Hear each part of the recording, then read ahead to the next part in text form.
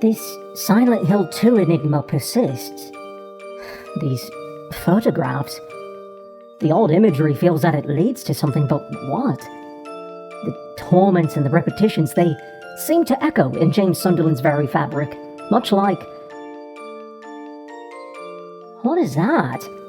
How did I not see this? Hold on. Well, this is unexpected. My contemplations of the cyclical nature of suffering have been most abruptly interrupted. Gabriel Knight, Sins of the Father. The title carries a certain weight. To what curious circumstance do I owe this unexpected delivery?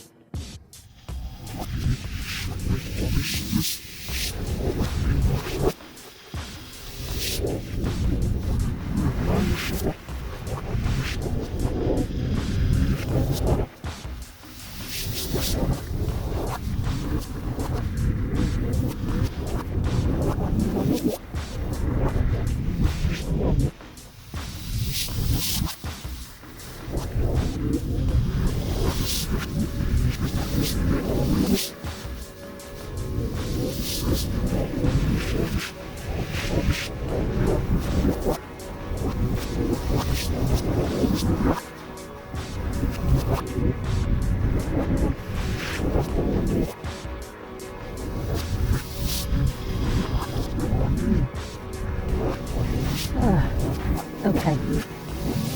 Buffy, please, you know I don't like it when you're being ominous and secretive.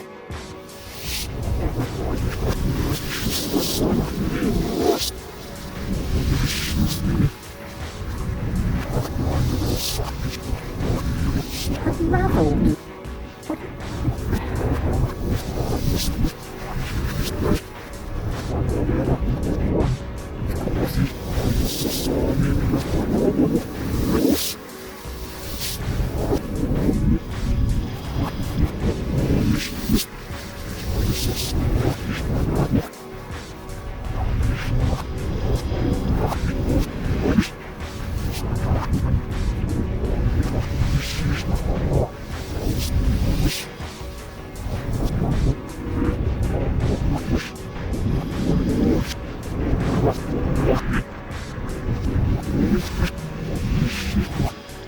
Okay, I guess you make a point, Buffy, but is there much more to glean from all the repetitions of the Hexad?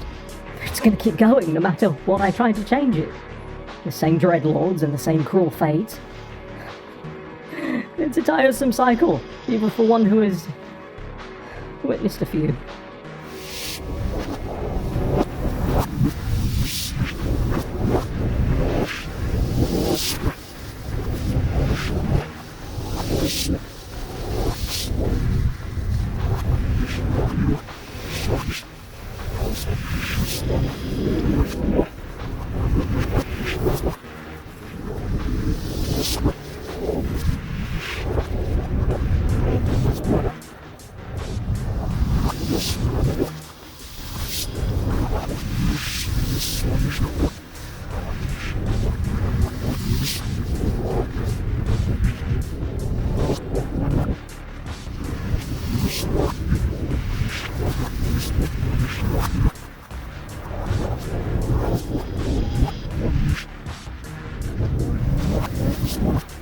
Right, engagement. Precisely the reason to tear for these adventuring journals. Wouldn't you agree, my astute observers? One must diligently document the curious and the confounding, be it the cyclical torments of extraplanar domains or the intriguing mysteries of a newly presented game box. For science and entertainment. Mostly entertainment, if I'm being entirely forthright. Precisely so, my attentive audience. The tormented psyche of James Sunderland and the lingering mysteries of that fog-choked town must, for the nonce, remain shrouded. Duty, or perhaps a deity's subtle prodding, compels us to new investigations. Tonight, we delve into the Sins of the Father, a title that, I confess, already piques my morbid curiosity. Gabriel Knight, Sins of the Father, a veritable digital escapade from the esteemed house of Sierra Online, emerged towards the wane of 1993. Its conception was rather fascinating, birthed from the mind of the illustrious Miss Jane Jensen. Her very inspiration for this captivating series stemmed from a profound fascination with the arcane undercurrents of New Orleans voodoo, honed by extensive research trips to the local library for books on the subject, a testament to her dedication to verisimilitude. Indeed, her ambition was to craft an adult-oriented adventure, a mature narrative that eschewed mere whimsy for profound, character-driven mystery. The genesis of Gabriel himself, one hears, began as a concept akin to a certain nightmare figure, evolving into the compelling Schottenjäger, destined to confront the evils lurking in forgotten corners. This detailed immersion in the Louisiana landscape allowed for the truly atmospheric and accurate portrayal of its unique spirit, from its ancient cemeteries to its vibrant yet shadowed voodoo shops. Its arrival upon the scene occurred towards the wane of 1993, a gestation period of a 12-month, encompassing the scrivening of its narrative, the contrivance of its user interface, the sketching of its storyboards, and a host of other intricate endeavours. Alas, its release transpired a scant few months after the unveiling of Myst, and alongside console titans like Mega Man X and Phantasy Star 4, likely tempering its commercial triumph. Nevertheless, the critical pronouncements of the era lauded its assembled company of vocal performers, a constellation of talent. This full voice acting, a true innovation for its time, was a cornucopia of verbal permutations woven throughout its extensive narrative, providing a richness of experience quite unheard of for most digital escapades then. This, compared with higher quality audio compared to other Sierra titles, was truly enabled by its dissemination upon the then novel CD-ROM format. Amidst the game's development, a most disruptive occurrence transpired. A mid-project change in the very engine that propelled its digital machinations.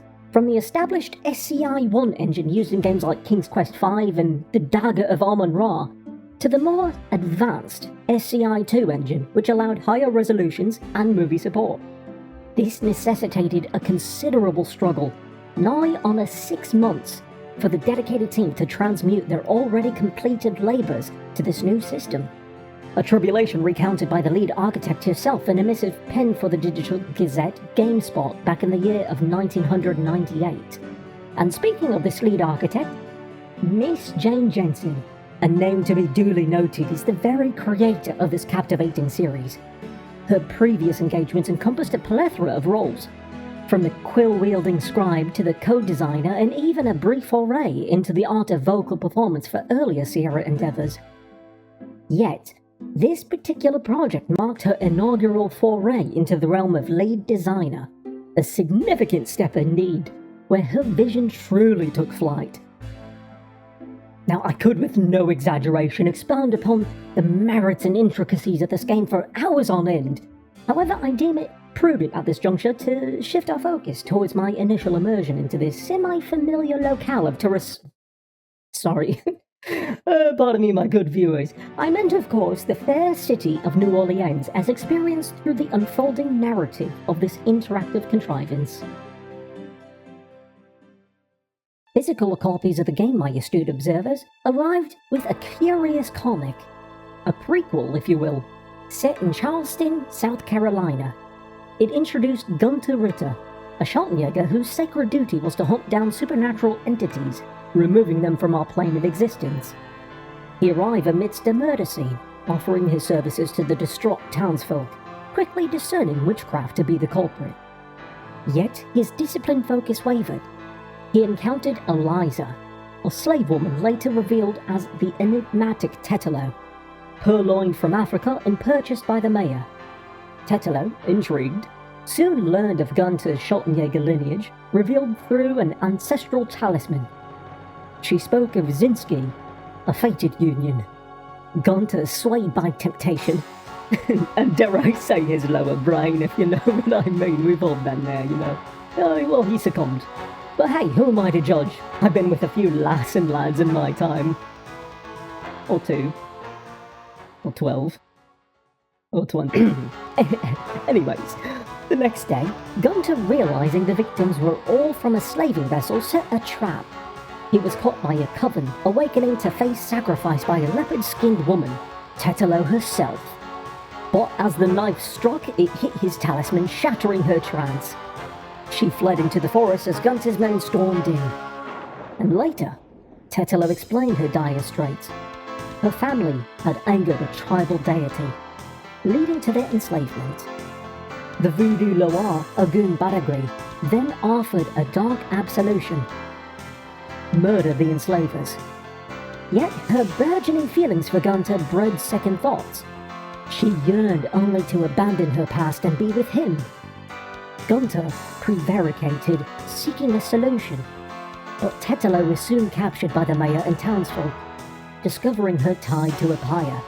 Gunter feigned apathy to maintain his guise. Tetelo's desperate cries to the gods, met by Gunter's desperate use of his talisman, unleashed a terrible power.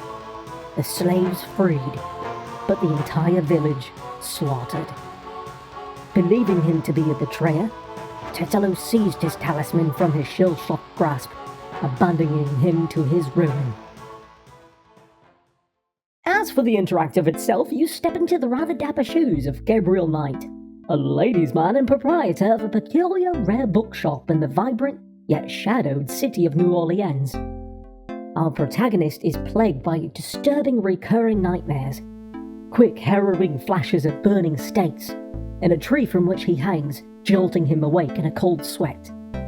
These disturbing visions, he will soon discover, are far more than mere phantoms of the mind. We follow Gabriel over a 10-day span as he becomes embroiled in a police investigation.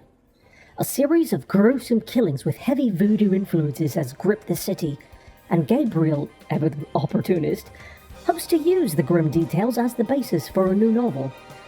Assisting him, and providing endless delightful banter, is his childhood friend, now detective, Mosley.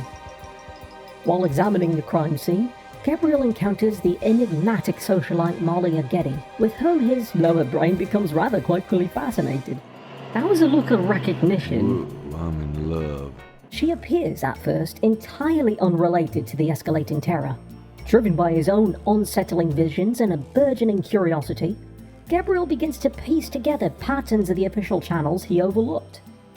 He consults local voodoo practitioners and scholars, from the enigmatic Dr. John to the seemingly pious Madame Carzano.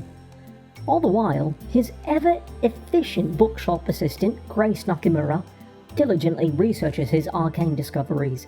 Their contrasting personalities are a constant source of amusement, dare I say, almost foreshadowing a certain dynamic. How old are you? Old enough to know Welcome in. about men like you. As the clues coalesce, the investigation rapidly escalates, leading Gabriel closer to the dark heart of the conspiracy. A pivotal police interrogation leads to a shocking demise, and ultimately, the source of the murders. All of which, my dear viewers, coalesce to a beautifully written ending, and the very genesis of our protagonist's new, rather unexpected journeys ahead. Right then, my attentive audience, at this juncture, I shall go ahead and give you all a few moments to skip ahead to the timestamp shown on the screen, if you wish to avoid any spoilers and proceed directly to my roundup of final thoughts. You can also check the timestamp in the description below if navigating that pesky progress bar proves a bit of a pain. So, what have you been up to lately? Oh, okay, that sounds quite lovely. I've just been doing a good deal of research and reading, given my current inability to truly leave this demi-plane for several years now. Nothing of interest really, mind you, it's rather monotonous overall. What about you over there? Oh wow, great! Okay, what does that entail? Okay, wow, that's actually quite remarkable. Well, as for the rest of you, if you haven't yet, you can follow me over on Twitch for my live game streams. I'm still looking for more games for Baffy to add to the Wheel of Fate, so please toss up some ideas in the comments below or even on stream. Anyways, I think that's been enough time. For those stalwart souls who remain, brave adventurers indeed.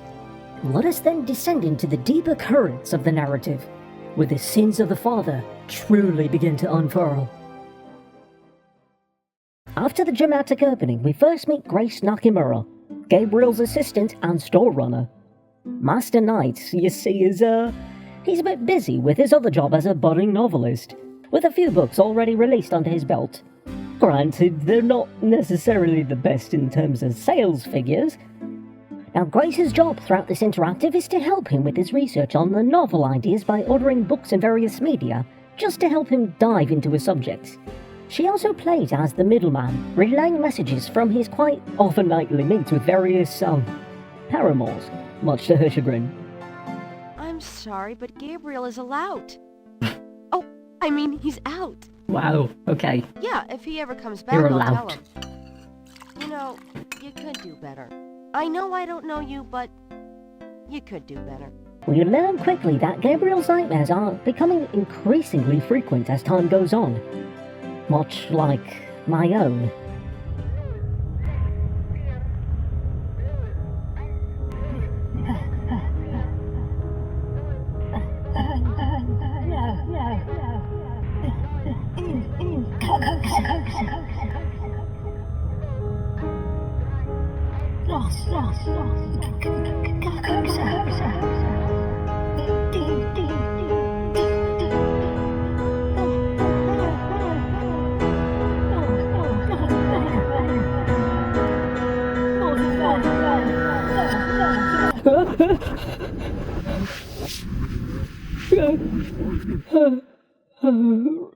Right.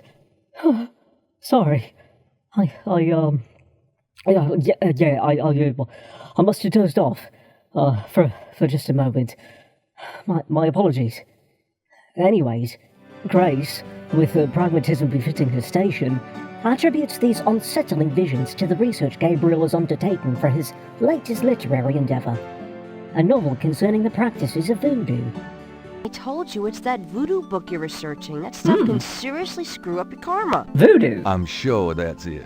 Maybe I should write a horror novel on passive resistance instead. Now, I myself possess a certain familiarity with the aforementioned practices, having touched upon them briefly in my previous discourse, which you may find up there. It appears that Grace's duties extend beyond the mere operation of the bookstore. She also assists Gabriel in the acquisition of research materials whenever the need arises. In this particular instance, she also identified 2 local establishments that purportedly focus upon the voodoo practices in question. And already we are presented with 2 promising avenues of inquiry. Now, a thing to note with these early point-and-click interactives, it's quite easy to tell where interactable objects tend to be, as the resolution quality seems to be far better than its surrounding objects, albeit in some rare instances, there can be rather hard to find pixels that require further progression in a lot of those earlier interactives as well. Now, however, this interactive is heavy in story, and rather easy to ascertain which objects correspond to the situations that present themselves for the most part. Gabriel seems to start his day by reading the newspaper with a cup of fresh coffee. The paper, we learn, talks about a series of voodoo-related murders happening throughout the city, and already it's easy to figure out that we will be helping out Gabriel with his novel by having him look into the case further. And with the game being heavily focused on story, we dedicate a modicum of time to gleaning what information we may regarding voodoo from the knowledgeable Grace, along with details pertaining to the aforementioned killings in the very fabric of New Orleans itself. We also acquire a brief understanding of Grace's own history, and I may have ventured a tentative advance in her direction. It's readily apparent that her affections do not lie at all with our protagonist. The witty repartee reminds me not a little of a former adventuring companion of mine, now that I think about it. He was a little witty bastard. Anyways, I swear, they are like oil and water with their personalities, but their back and forth make me feel like they might be dating in the future. As long as Gabe keeps it in his pants. Furthermore, we ascertain that Grace possesses master's degrees in both history and classics, a testament to some 18 years of scholarly pursuit, culminating in her relocation to this vibrant city as a means of escaping the confines of libraries and lecture halls. Quite impressive to be sure. Although I myself cannot really boast on such formal instruction, my own erudition had been gleaned through personal research on diverse subjects and the acquisition of various skills under the tutelage of my old master in years long past. Upon inquiring as to any missives left for Master Knight, we promptly discarded the first two, most likely tokens from previous romantic entanglements of his. We then came upon a message from his grandmama, urging him to peruse the belongings of his late pater. Following this was a communication from an Herr Wolfgang Ritter, residing all the way in Germania, a prospect to which Master Knight evinced considerable aversion. Quite understandable, I dare say, given the exorbitant tariffs for such long-distance telephony. One final note arrived from Detective Mosley, conveying, for reasons yet unclear, the maiden name of Mosley's mother, but more pertinently, informing him of a photographic print awaiting his perusal at the constabulary desk. The sharp-witted Miss Grace could not resist a gentle chiding of Master Knight regarding the acquisition of privileged intelligence through, shall we say, a flexible adherence to veracity with his acquaintance. So we head off, visiting Grandmama Knight. After the exchange of customary pleasantries, we commenced to question her upon every available topic. During our discourse, we gleaned Gabriel's family backstory. It's a bit much, so bear with me. All the male scions of Master Knight's lineage had been afflicted by nocturnal terrors. His grandsire Harrison had emigrated to the United States at the tender age of 21, only to be met with his untimely demise at the age of 36, struck down by a tramcar. Master Knight's father, Philip, was an only child, and his affections were swiftly engaged by a certain lady, leading to a remarkably expeditious marriage, a mere fortnight ensuing their acquaintance. Much like his son Philip, too, appeared to possess a, shall we say, liberal appreciation for female companionship. The adage regarding the propinquity of the fruit from the arboreal source appears to hold true in this instance, but I digress. We further ascertained that Master Knight's parents had succumbed to a fatal motor car accident when he was but 8 years of age. His father, having inexplicably veered from the thoroughfare, apparently startled by some unseen apparition. Master Knight's grandsire had pressed young Philip towards the study of jurisprudence, but Philip's inclinations lay with the artistic muses, and he would frequently indulge in the creation of canvases whilst in a somewhat abstracted state. His artistic endeavours tended towards sombre and macabre themes, one such example of which we later observed adorning the walls of the bookshop. Master Knight's father, it seems, harboured a certain disappointment at the lack of commercial success his artistic output garnered.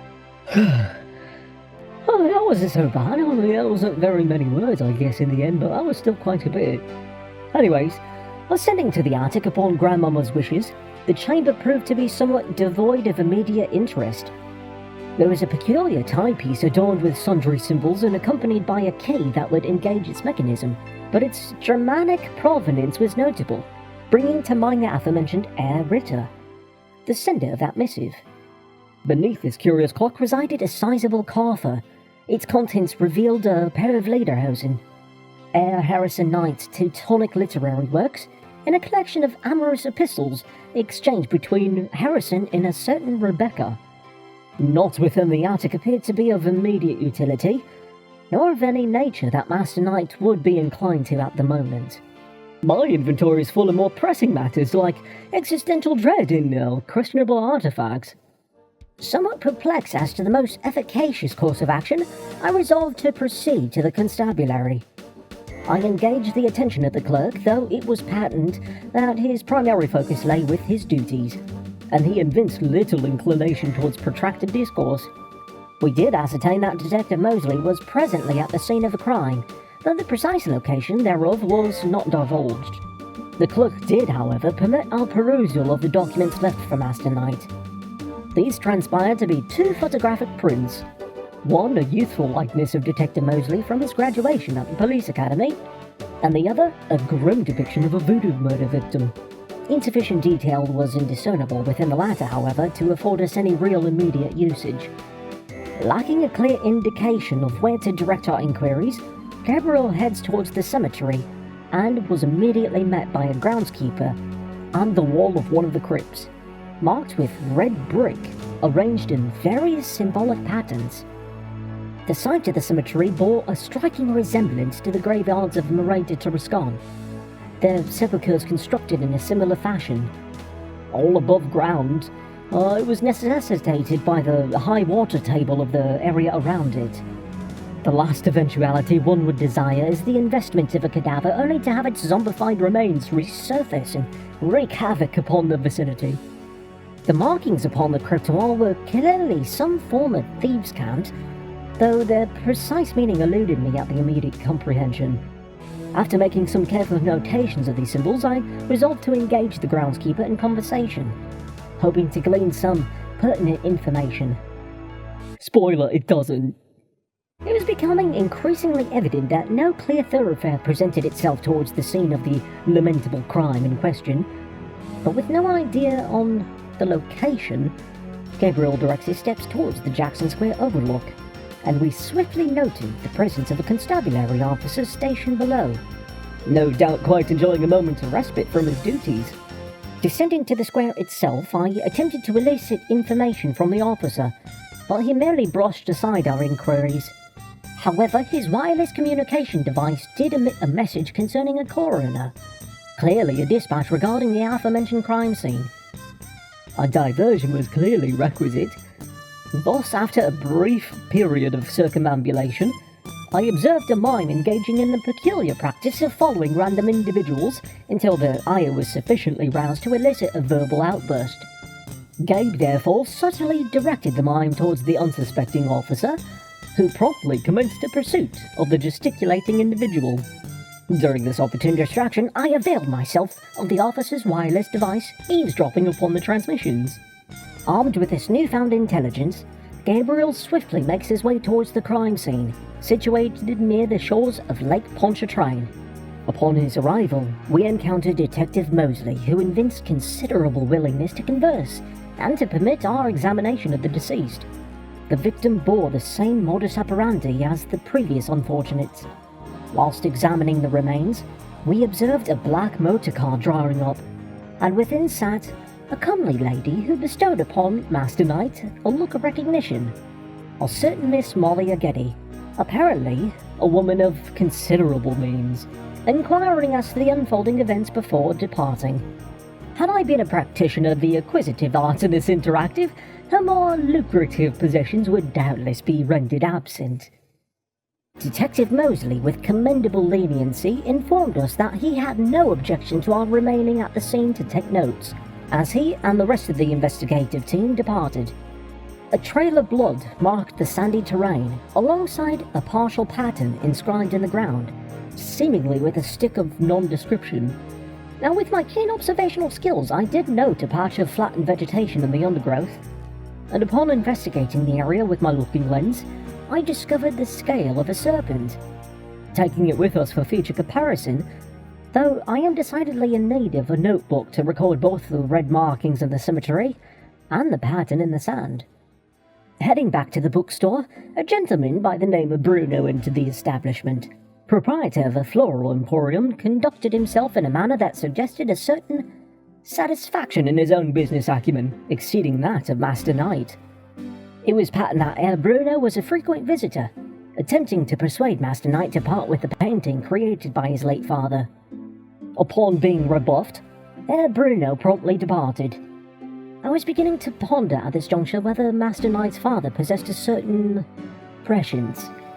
That painting must be NFT worthy with the way that Bruno's hounding after it. We did request that Miss Grace undertake some research into the identity of Miss Molly Ageti, and also inquired as to information regarding serpents, but she merely directed us to consult the volumes within the shop itself, as such matters were not within her particular expertise.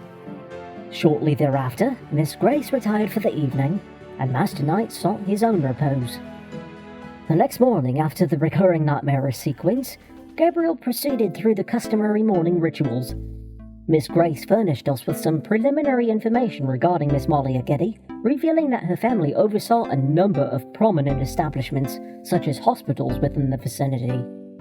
Despite her reservations due to Miss Getty's considerable wealth, Miss Grace's attempts to dissuade Master Knight from perusing her acquaintance will likely prove futile given his proclivities.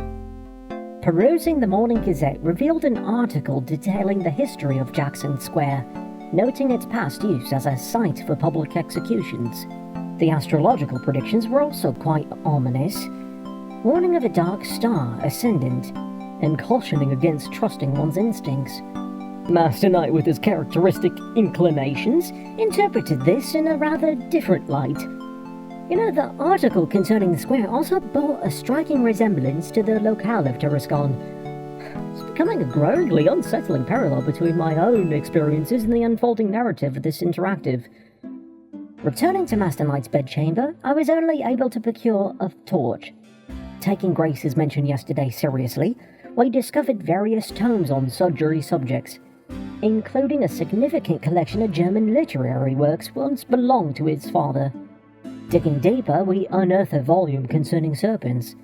Its pages contain general information on the subject, though we did glean from Miss Grace that in medieval times, dragons were often considered merely large serpents, a notion that presented a rather perplexing divergence from the understanding prevalent in my own realm.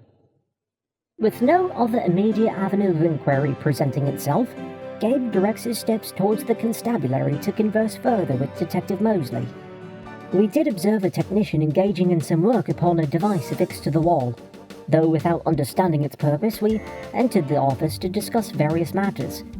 Detective Mosley clearly bore a considerable burden. His spouse had departed, his health was failing, and he was now tasked with the sole responsibility for this perplexing murder case. Detective Mosley merely reiterated his belief that the crimes were not genuine voodoo practices, and that, according to footprints discovered at the scenes, at least 20 individuals had been present as witnesses. Thus far, 7 linked murder cases had occurred, commencing 6 weeks prior, with the incident at the lake being the 7th. Most significantly, traces of leopard fur had been discovered. Each deceased individual was missing their heart, with markings of flour and blood, red and black candle wax, and the blood of goats and fowl present. According to the coroner's report, some victims had succumbed to cardiac arrest prior to the removal of their hearts with the ritualistic dagger possessing a wavy blade. No witnesses or disturbances had been reported at any of the scenes. Furthermore, the victims were all visitors to the city, with no apparent connections to one another. A most peculiar state of affairs, with a new victim appearing each week with an utter lack of discernible evidence. This case is more convoluted than a pretzel factory after a hurricane. During our conversation, an opportunity for the diversion presented itself when Detective Mosley offered us coffee. I was uncertain to its immediate utility, but in discussing the photographic prints left for us, we requested a carbon author photograph, prompting the police photographer to enter and capture an image, providing another fleeting opportunity to absent ourselves from the office under the pretext of adjusting one's coiffure, whilst the photographer and your friend remained within. The file clerk, whilst permitting our perusal, explicitly forbade the making of copies, and thus, contravening her directive, I availed myself of the aforementioned distraction to swiftly create duplicates of these patterns. My skills in tactical hair adjustment are truly unmatched.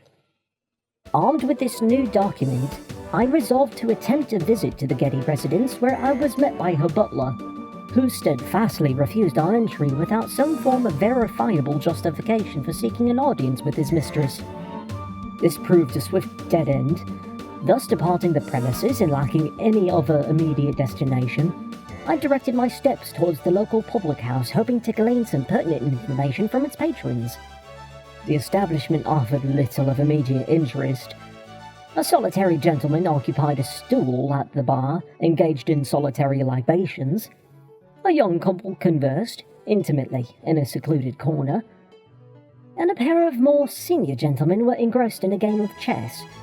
The proprietor, a familiar countenance, provided an overview of the current clientele, noting one of the chess players who consistently lost to his current opponent, but displayed considerable skill against others. We learned that the same chess player had employed a voodoo love charm to secure the affections of a lady who subsequently became his wife. I attempted to engage the Sayer Sam, the chess player with a penchant for voodoo, in conversation, but he evinced no desire to converse while engaging in his strategic endeavours. Back at Jackson Square, a young lad was engaged in the percussive art of tap dancing, soliciting sustenance from the hot dog vendor who was presently enjoying a respite from his labours. An artist was also present, diligently sketching the cathedral's imposing facade. I did note a drummer whose percussive rhythm seemed irregular, prompting the immediate thought that it might be some form of Morse code, albeit unfamiliar to my ear. Or maybe he's just bad at drumming. Occam's razor, Dad. Occam's razor. Always gets me. I'm very paranoid. The artist, an architectural student deeply engrossed in his work, proved reluctant to undertake any external commissions, such as rendering the patterns from the crime scenes into a complete visual representation. I felt as though I were on the correct path, but lacking the proper methodology, I found myself at an impasse. Even the drummer evinced no inclination towards conversation. Thus I directed my steps towards the Voodoo Emporium once more, seeking further enlightenment. Upon entering, an elderly woman by the name of Kazano entered, believing herself afflicted by a curse-inducing sleeplessness, whereupon the proprietor sold her some easy night candles as a remedy. She also suspected the surreptitious addition of stomachache powder added to her tea, and the proprietor instructed her in methods of counteracting the curse, involving pins and graveyard dust. It was patent that the proprietor possessed a considerable familiarity with the various gree-gree employed in combating voodoo maledictions. Her manner of speech, I noted, also bore a certain resemblance to the vernacular I encountered during my time in Tarascon. Yet another thing to add to the list of many other things in this interactive that are a little too close to home. Not really home, you know what I mean. The proprietor of the Curio Emporium, Mr. Walker, was insistent in his pronouncements that his establishment dealt merely in novelties, and that the mystic arts of voodoo were but just fanciful conceits, each item clearly labelled as such. He did, however, mention the imminent arrival of St. John's Eve. As I've ascertained through scholarly pursuits of ages past and lots of really old texts, St. John's Eve is the eve of the feast day of St. John the Baptist, a day held in honour of his nativity, occurring 6 months prior to that of your Lord. This date chosen by the Christian Church indeed falls precisely 6 months before Christmas Day. In ancient Roman times, this date traditionally marked the summer solstice, a significant pagan festival known as Letha or Midsummer. The correlation with the practices of voodoo is, at first glance, somewhat obscure, yet deeper investigation reveals the figure of Marie Laveau, of whom I shall speak anon. As our discourse with Mr. Walker continued, he uttered certain words, the significance of which I recognized from historical texts. Cabri San Cor, literally, goat without horns. A phrase which, to those versed in scholarly religious tracts, signifies a human sacrifice.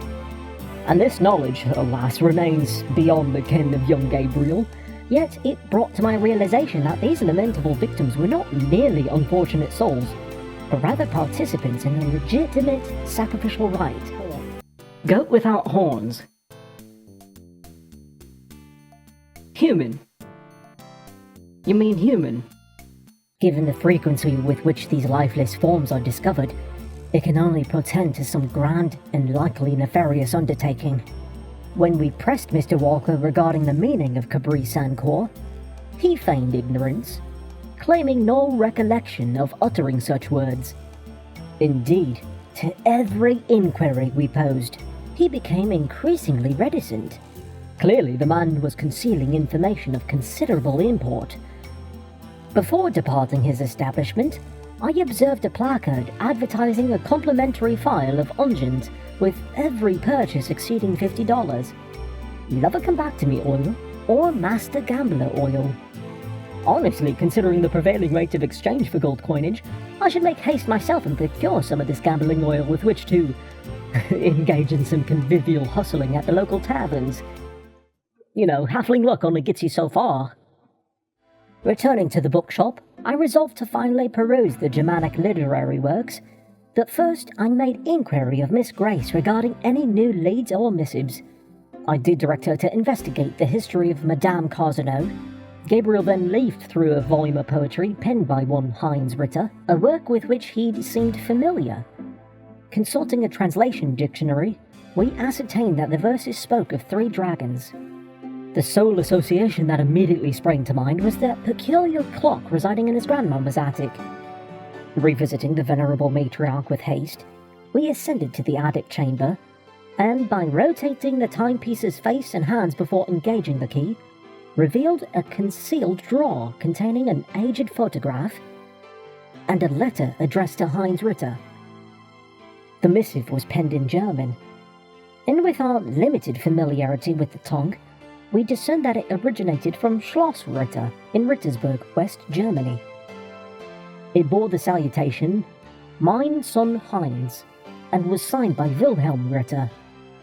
Clearly a connection exists between the Herr Ritter who contacted us from Germania and Gabriel's lineage, but the motivation to the belated attempt at familiar reconnection remains shrouded in mystery, except for that price tag. It was noted that the word Schottenjäger appeared with some frequency, a term I had encountered previously. Shadow Hunter. Now, if my recollection serves me right, the photograph itself depicted Gabriel's grandsire alongside two other gentlemen whom he could not identify. Finally, after further diligent exploration, I was able to unearth a sketchbook, precisely the implement required for the 7th pattern, which I promptly transcribed. Proceeding to the museum, I made the acquaintance of its proprietor, a Dr. John. Upon casting my gaze about the premises, I observed a considerable collection of diverse masks, an accoutrement employed in the practices of voodoo, amongst which were a diminutive coffin and a rather sizable serpent confined within a secured enclosure. I'm already aware of the necessity to compare the scale I discovered with such a creature, yet no immediate means of doing so with the caged specimen presented itself. Upon the wall hung a lengthy dagger with a waved blade, a weapon bearing a striking resemblance to that described by Detective Mosley earlier. Engaging in discourse with the learned doctor, we ascertained that he had dedicated himself to the study of his culture, and that they gratefully appreciated donations and sundry items pertaining thereto. Dr. John averred that these lamentable killings bore no relation to genuine voodoo practices, and we did make inquiries regarding serpents. We also attempted to press him further upon the matter of examining his serpent, but he evinced a certain reluctance to discuss it. Dr. John stated that his knowledge of St. John's Eve's origins was limited, though he acknowledged it was a celebration observed within voodoo circles. Furthermore, upon inquiring as to the definition of Cabri Sancour, Dr. John responded in a most peculiar fashion, leading me to suspect that he possessed knowledge of the matter, but he's obviously unwilling to divulge it. Learning more of Dr. John himself, he mentioned that voodoo was, as it were, in his very blood, hailing as he did from the West Indies, and that personal reasons had drawn him to the city of New Orleans. We also ascertained that he delivered public lectures upon the subject of voodoo, though none were scheduled for the immediate future. We then commenced to press Dr. John further upon the subject of voodoo, both its historical antecedents and its current practices, reiterating our understanding of the religion's genesis from the African slave trade. We learned that the Creole populace had discouraged their slaves from congregating, and thus hindering the native development of voodoo practices. Furthermore, the Creole had proscribed the importation of slaves from the West Indies due to their corrupted pagan practices. And yet another most striking parallel to my own experiences in Tarascon. Well, I can now apprehend the purpose behind Baphomet's guiding hand in directing me towards this interactive narrative.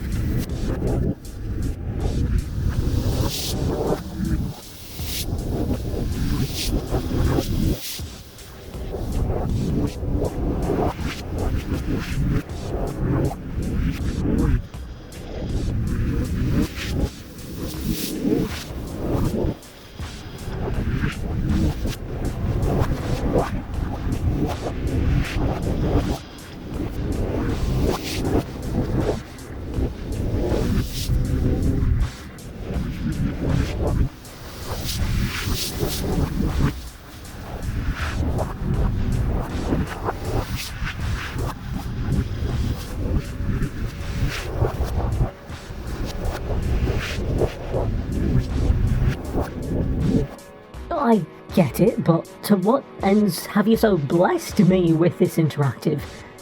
Is this your version of edutainment?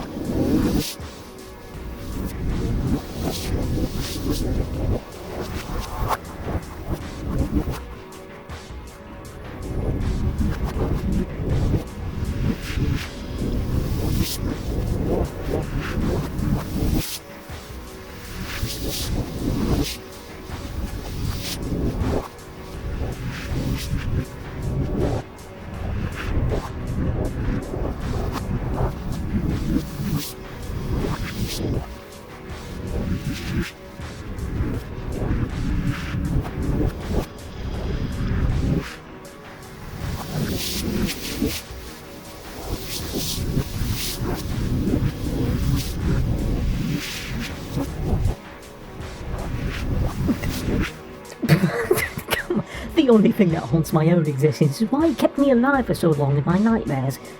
My therapist thinks it's a control thing.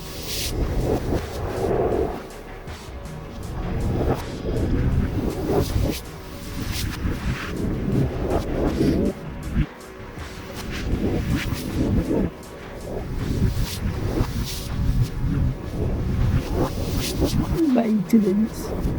Wow.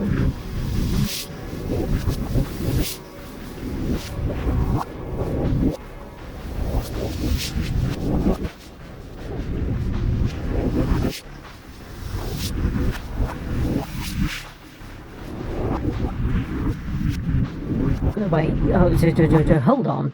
So, you're keeping me in captivity of immortality because you see me as a pawn in some cosmic game of... well, cosmic games?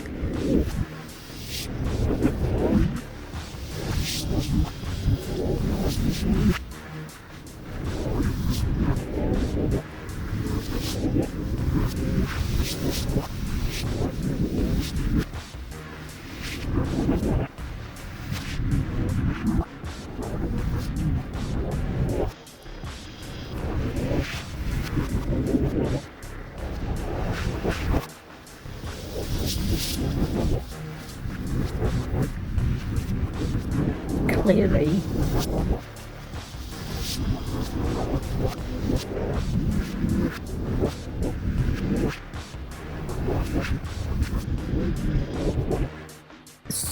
Okay, well, whatever. God, I need a freaking drink to make it through all this. Existential dread, 10 out of 10. Would not recommend.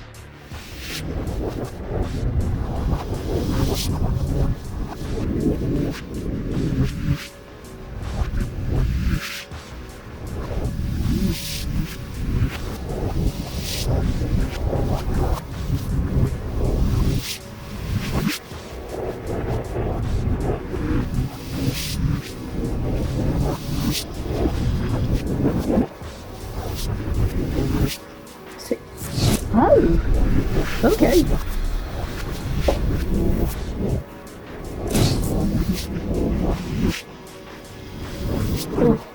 Well, thank you. Well, at least it's my favourite vintage. Well, anyways, where was I? Oh, right. From Dr. John, we glean that subsequent to the Louisiana Purchase, the legislative body relaxed its ordinances, permitting slaves to congregate, and further rescinded the proscription against those hailing from the West Indies.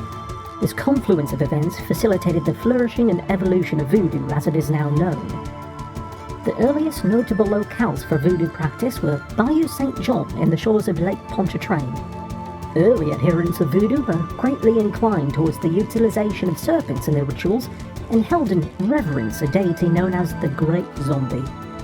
Yet another most striking parallel to the denizens of Tarascon, and that singular animated cadaver, Chicken Bone, who himself practiced voodoo within the Dread Realms. Due to the ascendance of voodoo practices, a certain apprehension arose amongst the Creole populace, leading to the enactment of an ordinance forbidding slave gatherings, save for designated locations at prescribed times, namely Sundays at Congo Square, where Creole society could bear witness to their observances. It appears that the voodoo dances performed at these times were but simulations of the genuine rites, which were typically conducted in private assemblies. We further learned that several voodoo kings and queens rose to prominence, only to recede into obscurity before a singular power emerged: Marie Laveau. Dr. John expressed admiration for Marie Laveau as a woman of colour in the 1800s who wielded such significant power and entrepreneurial acumen. He posited that Marie was the true architect of the voodoo observed in New Orleans, having created hundreds of thousands of spells, potions, charms, and sundry incantations, which are now viewed in modern society as the folk tradition of voodoo. Now, when Marie Laveau grew too advanced in years, her daughter assumed the mantle of leadership. The majority of the populace believed her to be the original Widow Paris, a viewpoint both mother and daughter actively encouraged. Widow Paris passed away in 1881, her daughter long at the helm. However, by 1890, the voodoo cult fragmented, and her daughter faded into obscurity. We also learn that the Laveau tomb resides within St. Louis Cemetery No. 1, a popular shrine for both practitioners and tourists. Doubtless it is the tomb bearing the aforementioned red markings. Just gonna add the Laveau tomb to my list of places I probably shouldn't visit at night, but totally will. Pressing Dr. John for information regarding modern-day voodoo, he reiterated that the contemporary iteration is termed hoodoo, representing but a fraction of true voodoo. We also ascertained that the voodoo religion is experiencing a rather rapid resurgence within the city, with several churches and temples appearing, a phenomenon not limited to the city alone, but extending across the greater United States. Dr. John stated his preference for the historical study of voodoo, finding the new movements, which often emulate Haitian and African voodoo, less intriguing than the unique traditions that evolved within the city itself.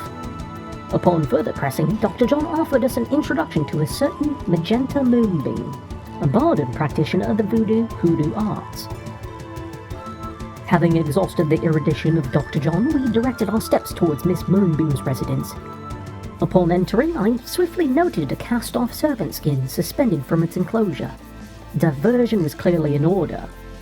We pressed Miss Moonbeam upon the various objects we had thus far encountered.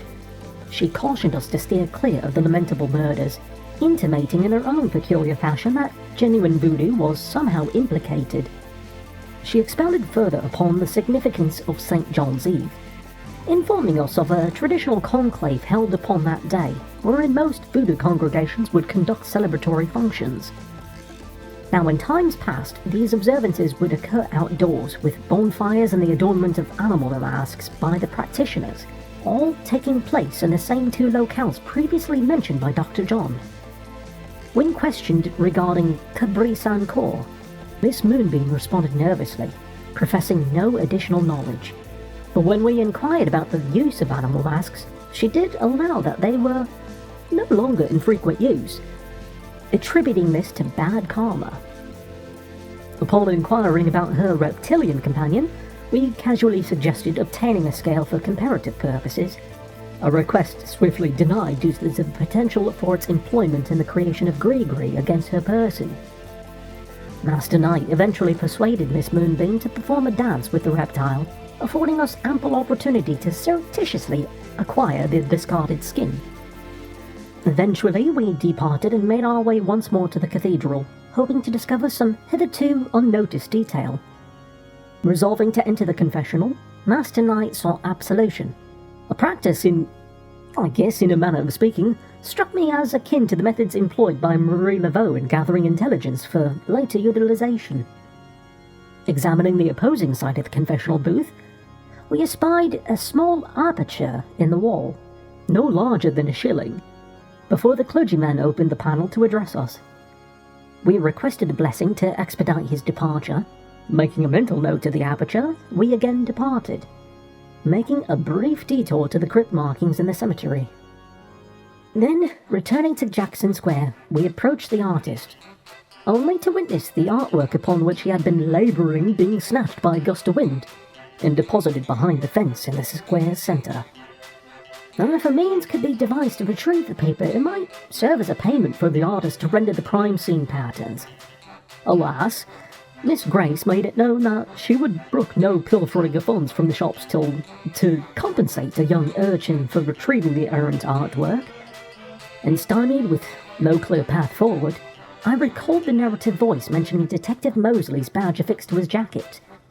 With this recollection jogged back to consciousness, I excused myself briefly to tamper with the environmental controls, increasing the heat in an attempt to induce Detective Mosley to divest himself of the offending garment. Surprisingly, the stratagem proved successful, and after dispatching him to procure a cup of coffee for Master Knight, we purloined the badge and proceeded to the residence of Miss Getty. We presented the acquired badge to Miss Getty's butler, thereby gaining admittance to speak with the lady directly.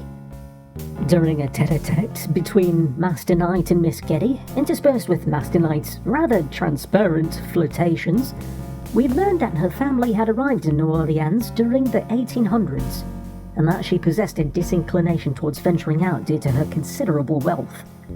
Most, if not all, subjects broached proved to be dead ends, including the recent homicide at the lake, of which she had heard no disturbances at the time of its occurrence. We ascertained that her mother had recently passed away, and that she was an only child, her father being absent from her life. Master Knight, with his characteristic boldness, inquired about any male companions, but she informed us that she lived independently and might consider having children in the future, though her responsibilities as head of her family's extensive holdings left her little with no personal time. We also learned that one reason for her reclusive nature was a previous scandalous report involving herself and a Mr. John Kennedy Jr., resulting in weeks of relentless pursuit by the journalistic rabble, whereupon Master Knight's second brain prompted him to attempt further flirtatious advances towards Miss Getty, who promptly recognized him as not being a genuine detective, and we were unceremoniously ejected from her premises. At least that interlude with a rather insistent Miss Getty afforded me the opportunity to peruse the sketchbook attributed to Master Knight's pater. The artistic sensibilities displayed therein were decidedly macabre. It was during this contemplation of familiar artistry that I apprehended the temporal mechanics of this interactive narrative. The progression of days appears contingent upon the completion of certain objectives, though these are not always explicitly stated.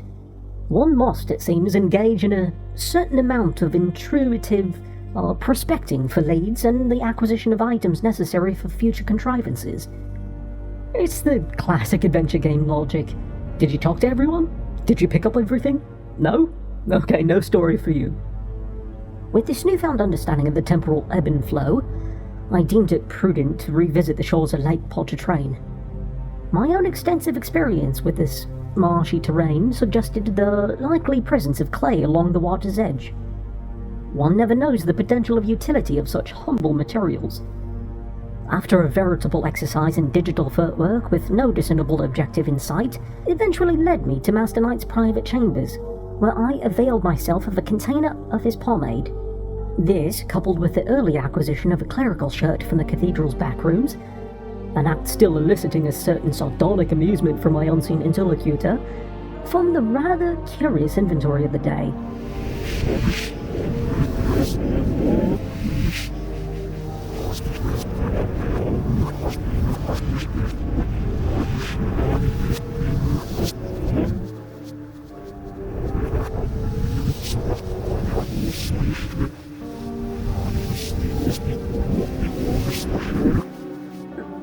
Right.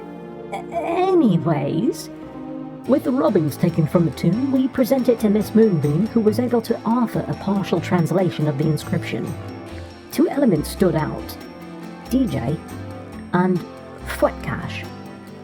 Now, the term Fwetcash did resonate with a certain unpleasant familiarity with my sojourns in the Dread Realms, though its precise meaning had hitherto remained uninvestigated. The decoded transcription also alluded to a conclave meeting. However, whilst engaging in internal deliberations as to our next course of action, it struck me with the force of a poorly aimed blunderbuss. DJ most likely referred to Dr. John. A wave of suspicion bordering on outright paranoia washed over my mental landscape. Despite my extensive dialogues with the aforementioned doctor, the possibility of presenting him with these cryptic markings remained. Dr. John, as anticipated, feigned ignorance. though he did exhibit a rather pronounced eagerness to caution Master Knight regarding the perils of local cemeteries and the ne'er-do-wells who frequent them, advising against solitary nocturnal visits. Just in case. This struck me as bearing the distinct undertones of a veiled threat. Presenting the same markings to Detective Mosley elicited the expected response: utter dismissal as mere superstitious nonsense. In all my various ministrations, one avenue of inquiry had remained inexplicably unexplored. Offering the voucher for Master Knight's bookshop to the hot dog vendor during his apparent literary interludes. Feeling rather foolish for this oversight, I directed Master Knight's digital avatar to the square, procuring a hot dog for the young tap-dancing enthusiast. In return for this culinary offering, the lad adroitly reached past the central fencing to retrieve the cathedral drawing. This was then presented to the artist who, as recompense, agreed to recreate the full symbol discovered at each of the crime scenes, a task requiring a single day for its completion. This endeavour proved sufficient to advance the temporal flow to the next day, which commenced with yet another unsettling dream bearing familiar elements, though this time featuring a wavy dagger upon the ground, upon which a single drop of blood fell, and the dagger then transforming into 3 serpents before slithering away. It appears the introductory quotations accompanying each new day bear no discernible origin within the various tomes I have consulted, suggesting that they may well be the product of Master Knight's own literary endeavours in a previous work, or perhaps for his current novel. Anyways, upon awakening, Grace informed us of newly arrived messages and the discovery of a name, Cosano, scribbled on a piece of paper within the telephone directory, leaving the task of identifying the correct individual to our own devices. Grace continued her gentle ribbing of Master Knight regarding his encounter with Miss Getty, though she did express a rather disquieting premonition concerning the matter, which Master Knight, in his characteristic vanity, attributed to jealousy. The newspaper offered little, though it did contain a notice for a lecture at the university pertaining to voodoo, while the astrological forecast warned of a malevolent gaze fixed upon us, offering a final, rather ominous, suggestion to alter our course. The messages included an update from Detective Mosley informing us of the apprehension of a suspect, who would be interrogated shortly, along with another insistent call from an Herr Wolfgang Ritter claiming familiar ties. We duly noted Herr Ritter's telephone number and attempted to initiate a conversation, only to be halted by Master Knight's apparent incomprehension of any connection between himself and the Ritter lineage. Even though we have a fucking letter. Thus we shifted our focus to Madame Cosano, commencing a series of telephone inquiries. We dialed each number listed until the correct individual was reached. However, an address remained elusive. Fortuitously, the same page of the directory contained an advertisement for a veterinary clinic. A carefully constructed fabrication during our telephonic inquiry yielded Madame Cosano's address, which was duly added to our navigational chart, and we set off towards the police department to observe the impending interrogation. Our encounter with this crash individual proved predictably unforthcoming, despite Detective Mosley's attempts at extracting information regarding the recent homicides. Leveraging the man's recent entanglement with illicit substances, Crash remained stubbornly taciturn, muttering darkly about omnipresent eyes and the supposed knowledge of his police visit amongst the shadowy associates. Detective Mosley, exhibiting a rather unbecoming display of pique, promptly remanded him to his holding cell. It was at this juncture that I, with my perhaps more attuned sensibilities, noted the veracity of Crash's pronouncements. Indeed, a network of observation appeared to permeate through the city, the source of which I began to suspect lay with the seemingly erratic rhythms of the rada drummer in Jackson Square, whose percussive patterns bore a distinct resemblance to Morse code.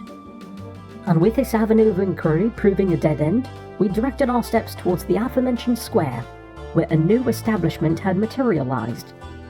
A fortune-teller's booth presided over by a Madame Lorelei. Her tariffs were, to put it mildly, exorbitant, particularly for one whose fiscal resources were non-existent. Our attempts to engage her in conversation were invariably met with impromptu performances, necessitating a rather tedious period of enforced observation. Finally, after enduring what felt like a governmentally mandated minimum of interpretive dance, we managed a fleeting exchange before another such performance commenced. Our inquiries regarding a certain serpent for comparative analysis were summarily dismissed. Further questions met with similar denial and a persistent demand for monetary compensation. I've seen less demanding bards in hellish taverns. Having reached an impasse with the Sibylline Madame, we sought out the artist, who readily provided the requested pattern, remarking upon a pervasive unease he had experienced throughout the day, attributing it to the unsettling nature of the design. A curious sentiment, considering its seemingly innocuous composition of circles and lines. Nevertheless, with his well wishes we departed.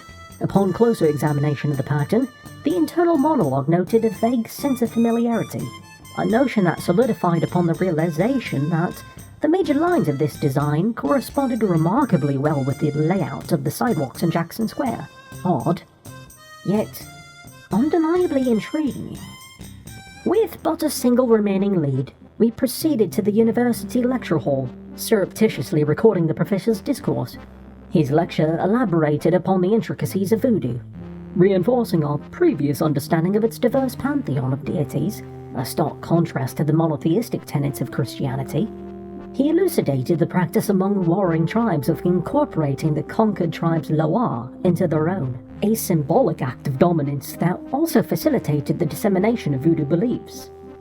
Given Africa's widely accepted status as the cradle of humankind, the professor posited that some Loa might be as ancient as the very Garden of Eden. He further emphasized that voodoo, or its earliest form, voodoo, should be considered a primal religion, possessing a considerable degree of complexity, rather than a primitive one rooted solely in basic instincts.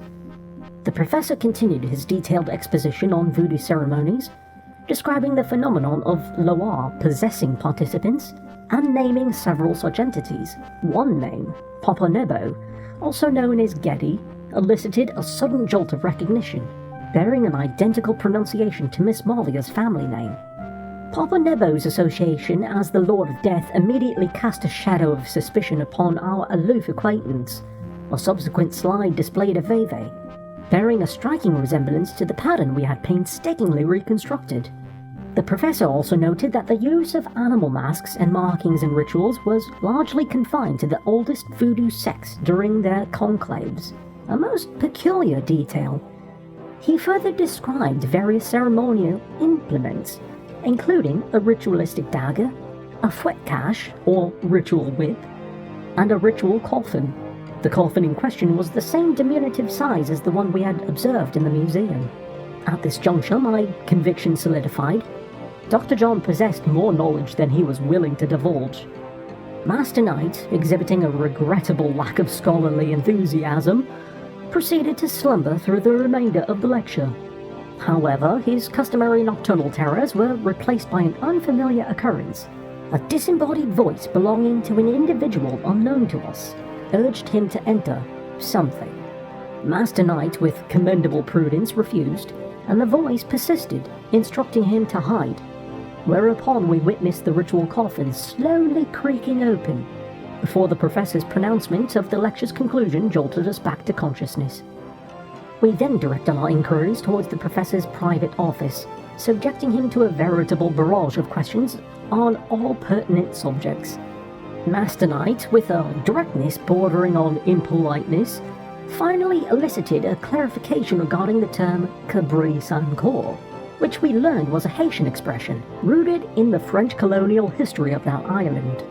The professor elucidated that while most voodoo practices eschewed human sacrifice, its occurrence, however rare, was not entirely beyond the realm of possibility. And given the professor's scholarly focus on traditional voodoo, rather than its modern New Orleans iteration, it became increasingly apparent that the murders were linked to a decidedly archaic cult. Our inquiries into the professor's personal life yielded a rather unexpected and frankly somewhat TMI revelation regarding his lack of romantic entanglements. Apparently scholarly pursuits leave little time for anything else. Who knew? Presenting the professor with the meticulously constructed veve elicited a reaction of scholarly excitement. He recognized it as indicative of genuine voodoo practices and promised to contact us upon completing his research into its symbology. At the Dixieland drugstore, we discovered that an animal mask could be procured for the sum of 100 United States dollars, and a subsequent visit to Dr. John involved further inquiries about veves, which he rather unconvincingly attributed to Haitian voodoo, professing a lack of personal expertise in the matter. A curious assertion given his West Indian origins. Upon showing him the reconstructed veve, he exhibited a sudden eagerness to ascertain its origin, yet vehemently denied any prior acquaintance with the symbol when pressed. Returning to Grace, we tasked her with researching the enigmatic veve, and then proceeded to pay a visit to Grandmama. Finally broaching the subject of the Ritters, we learned that Master Knight's paternal grandfather's original surname was indeed Ritter, a fact Grandmama Knight had vowed to conceal from both Master Knight and his father. We discovered that Grandpapa had emigrated from Germany to the United States due to the perceived craziness of his family, harboring a belief in a familial curse from which he sought to shield his son and grandchildren, the old nightmares he frequently alluded to. When questioned about Wolfgang, Grandmama revealed her long-held suspicion that Grandpapa had a brother, though the subject was never broached by him.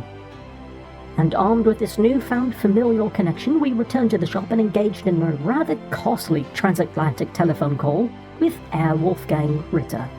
Wolfgang spoke of personal premonitions and urgently advised our immediate departure from the city, extending an invitation to Schloss Ritter in Rittersberg, West Germany. Master Knight, citing a rather conspicuous lack of funds, declined. However, Wolfgang offered to dispatch a journal penned by one of Master Knight's ancestors for our perusal. Thinking we missed something, Gabe heads back to the cathedral and discovers a box containing priests' neckties, the final missing element for our disguise. Thus equipped, we return to Madame Carsonneau's residence, donning the clerical garb, before attempting another conversation. With our disguise, Madame Carsonneau, mistaking Master Knight for a new member of the clergy, readily invited us inside. It's her age, it's fine, she's just quite forgetful. Her home, typically of many elderly relatives, was replete with antique furnishings and various Catholic iconography, and real old stale sweeties. Our conversation proved most illuminating. We learned that her family's lineage in the region extended back to 1750, explaining her distinct French dialect. When questioned about Marie Laveau, Madame Carsonneau's phrasing suggested that Laveau was merely a public figurehead with a more powerful entity operating in the shadows.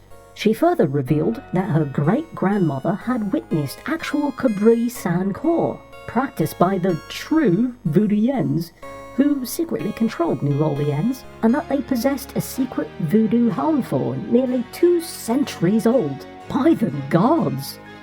This clandestine Voodooian was also described as strikingly beautiful with copper-coloured skin, much like Miss Malia Getty, no doubt. When we inquired about the secret home fort, Madame Carsonneau drew a connection to the persistent drumming she heard at night, implying a significant link. Madame Carsonneau also entrusted us with an object she believed to be imbued with evil, a wavy Ouroboros bracelet. This artifact, once belonged to her great-grandmother, was described as a token of admittance to the real voodoo ceremonies. With considerable dexterity, Master Knight utilized previously gathered clay to create a mold of the bracelet, and exhibiting a rather surprising talent for surreptitious egress by apparently passing through solid walls upon our departure. Uncertain of our next destination, I directed Master Knight to the professor's office, presenting him with a photograph of the deceased. He noted a resemblance to black voodoo practices. Pressing him further on this subject, we learned that, as with any belief system, voodoo possessed a duality, a yin and yang. Just as Catholicism and Christianity have their antithesis in Satanism, Haitian voodoo harbored a secret dark cult known as the Culte de Mort, or Cult of the Dead, whose primary veneration was directed towards Papa Nebo, utilizing decaying organic matter for the necromantic rituals. Interestingly, the professor seemed unaware of the existence of a secret harmful within the city. Still perplexed regarding the day's objectives, I returned to Jackson Square and engaged in flirtatious banter with the dancing Romani woman during her mandated performance break. In return, she subtly dropped her veil, revealing a snake scale which, upon cursory examination, did not appear to match the one found at the initial crime scene. We duly returned the veil. Madame Lorelei reciprocated with a palm reading before exhibiting a sudden fright. She is a dangerous one, dark and beautiful. Ah, I see the road of your life forking, and very soon. The blood drains from Madame Lorelei's face in an instant. Sweat beads on her upper lip. Are you okay? Yo, what? Oh God! The hell was that? Beware! Whoa, hold on. You just turned into a man for a second. What was that voice? What is it about me lately? Upon returning to the shop, the flamboyant florist, Bruno, reappeared, offering to purchase the painting once again. Given our rather depleted financial state, we accepted, gaining a much-needed $100. And with these newly acquired funds, we visited the drugstore, procuring the animal mask along with a bottle of gambling oil as a lagniappe. Revisiting the bar, we presented Sam the gambling oil. In recompense, he offered to utilize our clay mold to recreate the Ouroboros bracelet, revealing a hitherto unknown expertise in jewelry. Upon revisiting the cemetery, we encounter Miss Molly Getty departing from her family's tomb. Master Knight, in a display of rather premature affection, professed his love and urged her to visit him, a request that she denied, not without a rather ominous parting remark about knowing our residence. Interesting. And indeed, worrisome. As the day drew to a close, Miss Molly Getty herself appeared at Master Knight's abode and made her way inside. I believe we can surmise the likely course of events that transpired thereafter. Upon Master Knight's rude awakening, a most unsettling sight greeted us. A figure standing immobile outside the bookshop window, their gaze fixed intently upon our interior. A most unwelcome voyeur, and one who remained stubbornly fixed, despite our attempts to dissuade their observation. Grace, meanwhile, presented her findings regarding the enigmatic Veve. A yellowed newspaper clipping from the year 1810 detailed a murder bearing a disturbingly similar Veve drawn at the scene. Today's gazettes, however, declared the Voodoo murder case closed, attributing the deaths to a concluded conflict between subterranean cartels. The astrological forecast offered a grim pronouncement. Death loomed, and succumbing to temptation would hasten its arrival. Master Knight, exhibiting a rather uncharacteristic display of civic duty, proceeded to the police department to implore Detective Mosley to reopen the case. Our objective? To substantiate the existence of a genuine and threatening cult within New Orleans, and crucially, to unearth a lead regarding their activities. A visit to the bar yielded the reconstructed bracelet. Further inquiries regarding the Veve with the elusive Professor Hartridge proved fruitless, his research apparently incomplete. With no immediate leads, we ventured to the Overlook, hoping for a new perspective on the square below. There, we observed the underworld figure Crash, engaged in hushed conversation with the ever-drumming musician, before the former entered the cathedral. The Romani dancer also exhibited peculiar behavior, standing silently beside her booth, foregoing her customary terpsichorean interludes to stare intently at the musicians. Venturing closer, we attempted to converse with the gypsy, only for her to issue a chilling warning. Stay away from Malia Getty, or you shall pay with your Excuse me. life. What the fuck, she's What gone? the hell is going on? Proceeding north to the cathedral, we encountered Crash, whose demeanor was even more agitated and erratic than before. He was in the midst of fervent prayer, his physical appearance alarmingly gaunt. Crash remained skeptical of our knowledge until presented with irrefutable evidence of our understanding. the reconstructed bracelet. Upon seeing it, he revealed a serpentine tattoo upon his chest, claiming it as a mark of his connection to the cult. He divulged that the Rada drummers strategically positioned throughout the French Quarter were indeed transmitting coded messages to the cult. Furthermore, he uttered the startling claim that the animal masks used in the rituals were not merely symbolic. The wearers became the creatures they represented. While this might be dismissed as the ramblings of a man teetering on the precipice of sanity, at this juncture, all seem plausible. We also got confirmation of clandestine voodoo cartel, its influence permeating all aspects of the city, including financial institutions and internal affairs. Its base of operations located somewhere beneath the French Quarter itself. As he attempted to elaborate on encountering them firsthand, Crash succumbed to some unseen affliction, his dying breath uttering the name Dambala, one of the Voodoo Loire. A hasty sketch was made of Crash's serpentine tattoo, and the day's requirements proving surprisingly brief, we returned home, not without arranging another clandestine meeting with Miss Molly Getty. The following morning, Master Knight found a package awaiting him from Germany. Grace, with her characteristic lack of restraint, had already opened and perused its contents, urging us to do likewise. Our reading was interrupted by a frantic telephone call from Professor Hartridge, who rapidly spewed forth a torrent of his research findings. We only gleaned Master Knight's side of the disjointed conversation, but mentions of the Agree, Agun Badagri, Dambala, and the 1791 slave revolt in Santo Domingo, where the Veve had also appeared, indicated a historical depth far exceeding our initial estimations. The local newspaper offered no further insight, the case being officially closed and all, while the horoscope ominously declared the shadow following us to be irreversible. The letter within the package implored us to carefully read the enclosed journal, suggesting it held vital information regarding Master Knight's heritage, familial obligations, and the current voodoo crisis. The journal was written by Gunter Ritter that discussed what happened from his point of view of the Prologue comic that came with the interactive, before Gunter's plea for forgiveness and the talisman's recovery. Well, blast and bother. Not only did this final entry eerily mirror Master Knight's current predicament, but it strongly suggested Miss Molly Getty as the likely antagonist, with Dr. John as a probable accomplice. Before departing the shop, we instructed Grace to research the Rada drums. Our subsequent visit to Professor Hartridge's office revealed a grim scene. The professor deceased at his desk, wearing the same unsettling mask as Crash.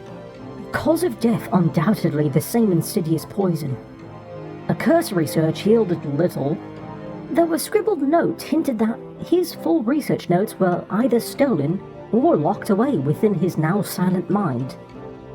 If only a scroll of Speak with Dead were at our disposal. All that remained were fragmented, seemingly unconnected notes. The Agree tribe, the People's Republic of Benin, Dambala, and Agun Badagri. Essentially just a reiteration of his frantic telephone pronouncements, minus the reference to the Santo Domingo revolt. Devoid of magical solutions, we departed, placing a call for the local constabulary's medical conveyance. Revisiting our friend Mosley, we let him know about Crash's death along with the professors. Mosley didn't seem too committed to the story since their hearts weren't ripped out, thus not finding the modus operandi of the murder case. However, I showed him the 1810 newspaper clipping that fit the MO along with the notes given to us by Professor and the completed Veve. All that was left was to gather a lead to give to him. So, I made my way back to the museum only to find all the lights off. However, it seems the pet snake is loose and begins to asphyxiate our hero. But with some quick thinking, we turn on the AC, which causes the snake to lose interest and slither away, before Dr. John shows up just to let us know the place is closed for the day. Funny, as the place was completely unlocked while considered closed. Gabriel's back and forth with John made it clear that it was meant to be a trap. However, Still not enough of a lead to give to Mosley. With no clear indication on where to go next, we head back to the bookshop for Grace to notice how sickly we looked after our near-death experience. Her keen eye noticed a snake scale clung to Gabe's cheek. And would you look at that?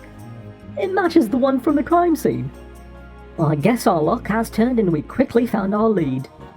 Quickly heading back to visit our friend Mosley and show him our matching scales was enough to get him to reopen the case. Mosley is afraid of what he'll run into and decides to lock up the office just in case and lay low as he investigates. At night, Gabe tries to call up his recent lover only to reach a busy signal, so off to sleep he goes. Still the same recurring nightmare sequence with just one new addition. Sadly, my capture at this point decided that trying to recapture the moving images was a bit too much and produced a black screen here. Many apologies, as I wasn't made aware of what had happened until much later, so now you get to just see me. What we don't see is that upon Grace's morning arrival, she exclaims in a startle for us to step out and see a veve marked on the floor of the shop, along with a defeathered, half-alive chicken laying in its own blood. Grace freaks out and Gabe offers her to leave and close up shop for the day, but she refuses, in order to keep her mind at ease and busy. She was able to grab a book on rhododrums from the post. Shortly after, a shadowy figure walks by the shop door when a letter is dropped in through the mail slot, causing her to exclaim yet again. In the letter was a note from Mosley and a small brass key. He let us know that the voodoo cult runs deep in the city. We're talking government officials and the like, and how it was suggested that he take vacation time off, and notes how he's being watched. Our friend has decided to keep working on his investigation while he's away on holiday, and let us know the key is for his office, as there might be something useful for us there, if we need it. I make an observation that Molly is complacent in some form, as her family name is a major business conglomerate of hospitals and other large companies. At least with this key we head to the police station, but are refused entrance to the office. So we try to make small talk with the clerk when he lets us know that there is no one by the name of Mosley at the police department. Cryptic and concerning. However, we have knowledge about their love of beignets. Sadly, the food vendor isn't making his rounds here today, it seems. So we head to Jackson Square and begin to translate the drum code. Call conclave. Tonight, swamp. Well, we have a brief idea of where the next meeting is taking place. And talking to the vendor, we notice it's the one we're looking for and make small talk with him, and convince him to go back to his old stomping ground. A plan perfectly executed. Now we visit the constabulary and easily sneak into the office. Searching around, we find a tracking device and 2 trackers. Based on the research we know so far is that John was told to bring the front cache. However, we know he's in possession of a ritualistic box that can carry a tracker, the Sakai Module. Slipping a tracker inside, we head off, but now we need to change the message to ensure its transportation. With what we translated so far, we head back to the tomb to attempt to leave a message, but it seems we don't have enough of the alphabet to leave a message. So we visit Grace and show her the snake tattoo drawing we made. And knowing that she's an artist, we ask her to paint one on our chest to prep for the ritual that night. Before heading back to the tomb and marking down the new note, and with some easy compare and contrast, we learn the letters we need to ask John to bring the coffin. Easy peasy. And with the main plan put in place, we head to the bayou and use the tracker to locate the conclave, after donning our animal mask, of course. Witnessing the ritual firsthand, and I must say, the professor wasn't wrong. This was definitely primal. Lots of dancing and fire. Not to mention plenty of nipple to go around. Of course, our entrance greets us with a pop quiz from Dr. John. The answers were rather easily mundane and simple. Drums were thumping and the bass was pumping. But as I was going into a groove, our hero was drugged with a fun little powdery hallucinogen. Gabriel, in his drugged stupor, takes off his mask and approaches Molia as flashes of his nightmares fill his head, and with a brief glimpse of lucidity, recognizes our protagonist before possession takes hold. I was right. So she's being possessed. I know you now. I can smell his blood in your veins. No. His blood. You cannot change your destiny, or ours. No. I will find. I will destroy. No! Where is your necklace now, witch hunter? Where are your pretty gems?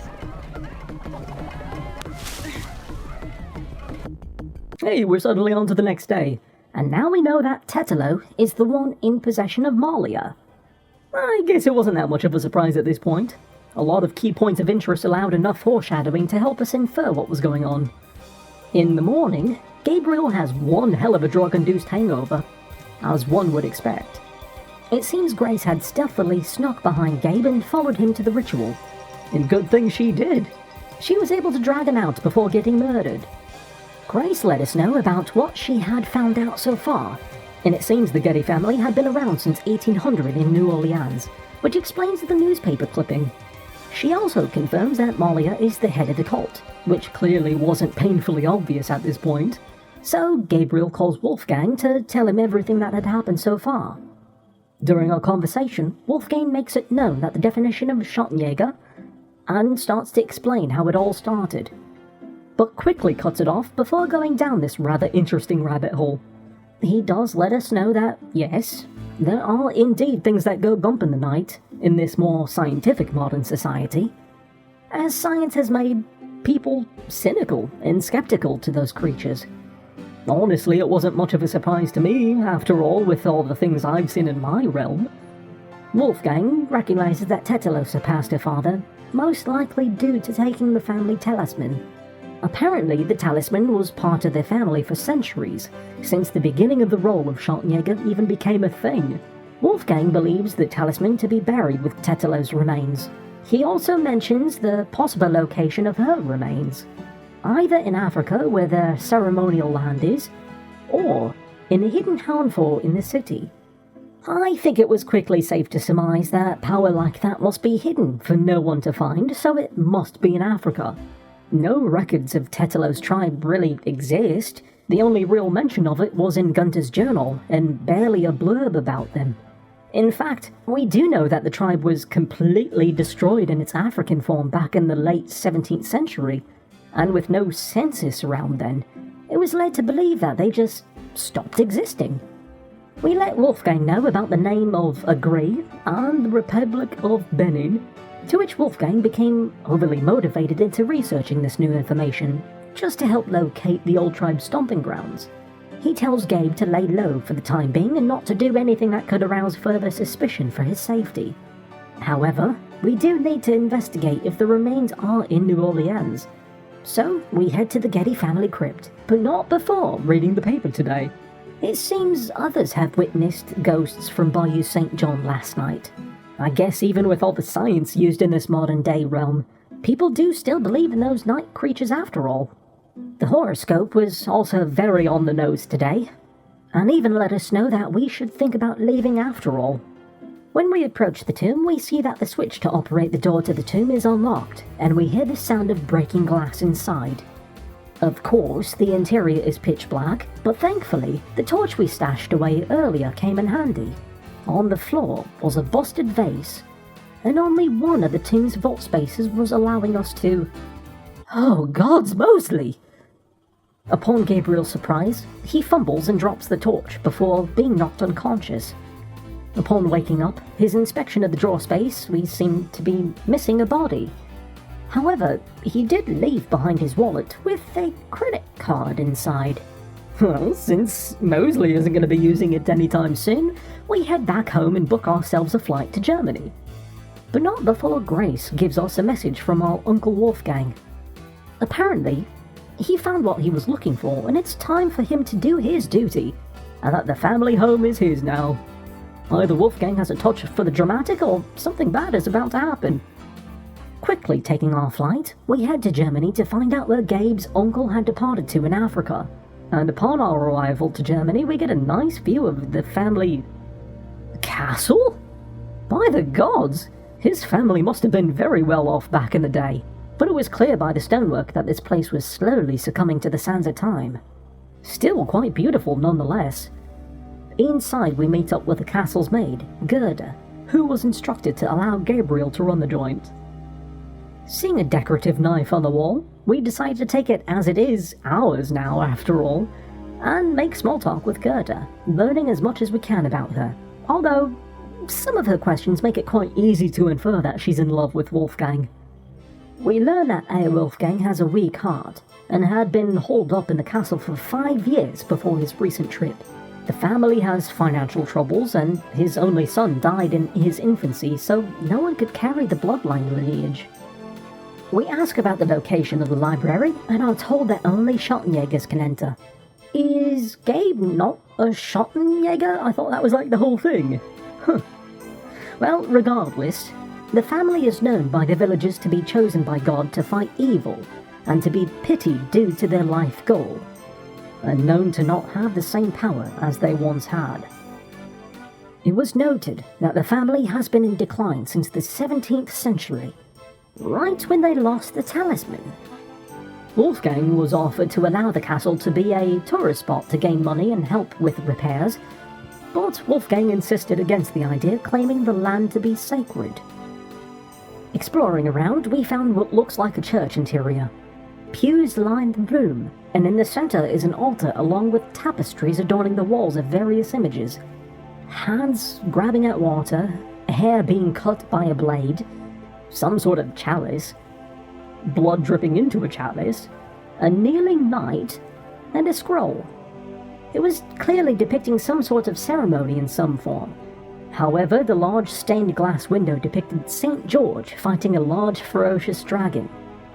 Heading upstairs, we find Wolfgang's bedroom and various items around, one of which is the scroll from the pictures in the chapel. Examining the contents produces some sort of prayer. In the bedroom was a door to another room that was locked. And across the archway was writing, and of course it was in German, but from what little of the language I learned so far is that it is the key to unlocking the door. Gerda explains our findings. The tapestries are indeed part of the Schottenjäger initiation ceremony, and that the poem was a clue to gaining entry. It was obvious we needed to complete the ceremony solo. With some exploring and bending of the rules of the initiation, we make do with washing our hands, cutting our hair, and using a chamber pot as a makeshift chalice to complete the rest of the steps. With nothing else to finish for Gabriel's ceremony, he falls asleep to be met with a different kind of dream. Gabriel is facing a large dragon who tests his will and spirit with the visual figure of Gabriel's shadow. I'm sure Carl Jung would have a field day with this concept in an interactive like this. And upon waking, we find a key at the foot of the bed, which unlocks the door to the library. Grazing through the books, each referencing another in the library, we learn many things about the Agree tribe, which eventually leads us to the area their land lies. I guess now that we know where Wolfgang ran off to, we are in hot pursuit. Another quick flight, and we make it to the Double Snake Mound, the Agree tribe's home. This mound was quite questionable and overgrown internally, each room interconnected with one another with a panel of various numbers of snakes. Along with each room was a contorted mummy. It's odd how this was all laid out. Some of the snake tablets laid strewn about, and all of it made my trap senses tingle. It was easy to tell someone was here with us, as we could hear movement shuffling around as we explored. But it was even more painfully clear that these tablets were used to unlock something. So we began to painstakingly putting panels in their rightful places, and use a conveniently misplaced rod to trigger the ground's mechanisms to open a door. My trap sense has never done me wrong, and sadly for Gabe, we were correct. Each of the mummies sprung to life, and after a few deathly attempts of trial and error, we are met with Wolfgang, who helps us by creating a distraction to access the inner chamber of the tribal grounds. Inside is a blood altar table. The lid is obviously quite heavy, but luckily the tribe left handles for it nearby. However, the lid is heavier than it should be. The sacrificial table tells a story in pictures. someone in the agreed tribe stumbled upon this mound and found their way into the inner sanctum to find a sun idol. They prayed to it. Wolfgang surmises that the idol is most likely with the Gettys now, and it must be destroyed to make them lose their power. He also notes that since it's a sacrificial table, that it must require a heart in order for the lid to actually open, and pushes Gabriel off to a nearby mummy, asking him to gather the heart from the unconscious creature. Reluctantly, Gabriel walks away to do just that.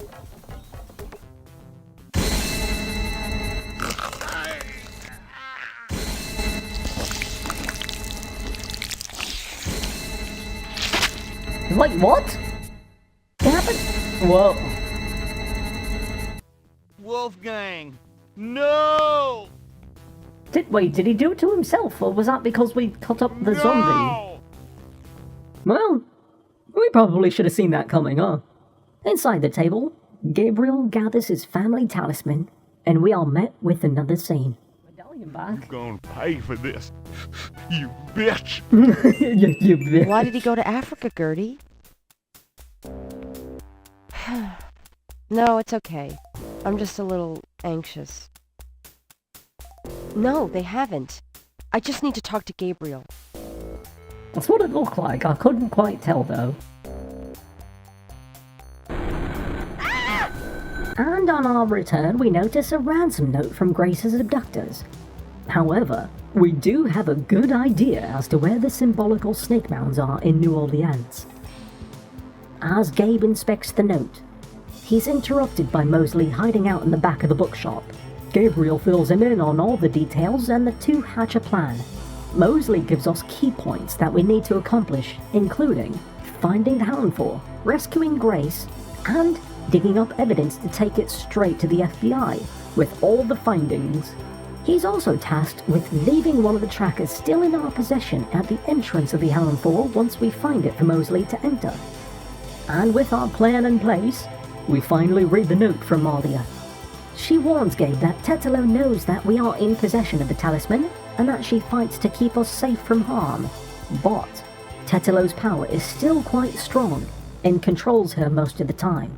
She insists that we leave the talisman and leave the city to ensure Grace's safety.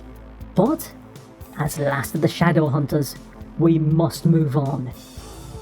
So we head to the church for a final blessing when I remembered that hole in the wall I'd found earlier and decide to use the snake rod on it. It seems it's a switch, and this confessional room is a secret lift lowering us down. So we leave the tracker and the rod to trigger the lift before we explore each of the rooms. Much like the snake mounds in Africa, there were a total of 12 rooms and an inner chamber. In our explorations, we find and take 2 animal mask disguises and robes. One room has ritualistic pots hanging outside of it, and the door is locked. Actually, most of the rooms were just empty with nothing inside, one of which actually had a zoo of various animals used for obvious sacrifice. Wandering around a bit more, and I found Dr. John prepping himself for the upcoming ceremony. However, this room tempted me with going through after what looks like a key card hanging from the wall. Of course, every time we try to get to it, the doctor quickly chokes out Gabriel and we reach a game over. Much like the cyclical nature of the Dread Realms, we at least get a chance to try again and again and decide to finally explore deeper into the Houndfall. Right next door, we did stumble across Malia's room and witnessed her speaking with Tetelo, trying to convince her to leave us alone before losing her cool and running off. Further down is an office building. On one desk was a black ledger book that was the exact thing Mosley needs for the FBI to make their connections for investigation. Another room down was yet another office, but this one seemed to have nothing to do with what we need to accomplish our goal. At least the ledger had the code names and water drum codes to call on the members. So with some easy-to-use melody, I created a distraction to summon Dr. John to the center altar room and casually walk my way out and back into John's room to snag that keycard. Now with the means to unlock the locked rooms of the Conclave, I begin my final explorations.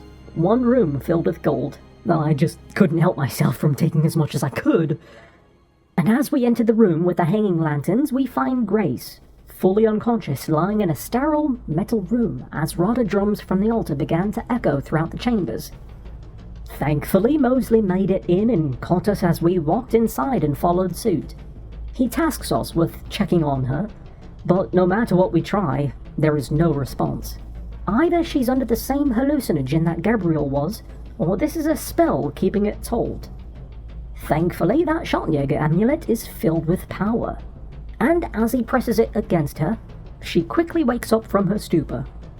After handing Mosley the disguise, John enters without warning, and Grace continues to play unconscious as we're summoned to the altar. The party is in full swing.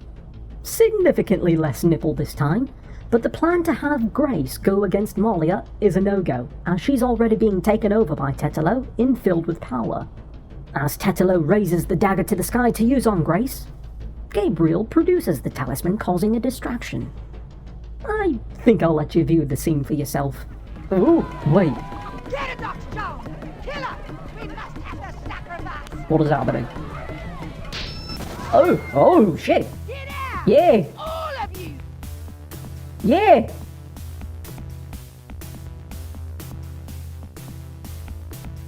Oh. Whoa. You have killed my chosen one, witch hunter!